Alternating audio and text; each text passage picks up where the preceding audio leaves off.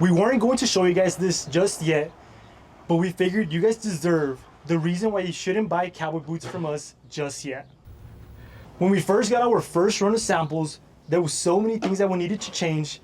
It wasn't a want, but a need.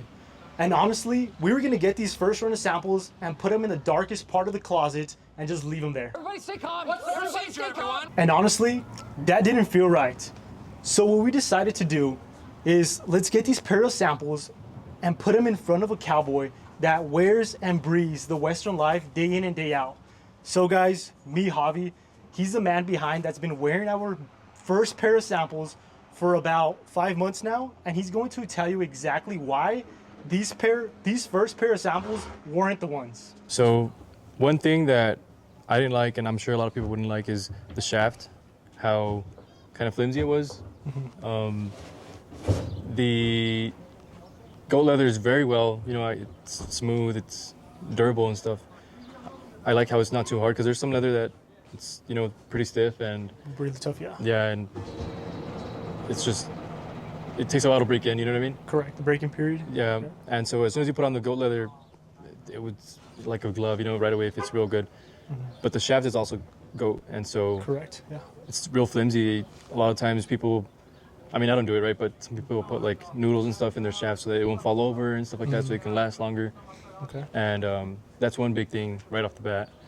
Another thing is the spur shelf. When I wear my spurs for all my boots, Right. right, I have no problem with them right now, but they're just a tad bit too small in regards to, they can be a little bit longer and therefore be better for your spurs and stuff, so that people won't have a problem with them wearing them. 100%. They were a little not true to size. They fit a little bit bigger. I know you guys are working on that. That's one of the things I told you. Yeah.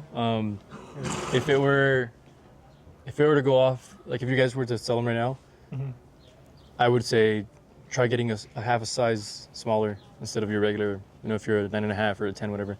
Okay. And I know you guys, I mentioned that to you and you're gonna fix that.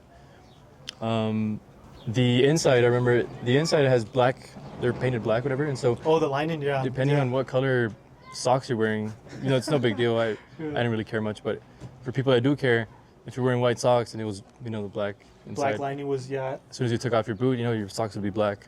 So that's one thing. Yeah. Definitely fixing that for sure. I want to talk about, on our first pair of samples, we didn't have the insole. We just had basically a plain, super thin piece of leather, super thin piece of leather inside, and that was our insole.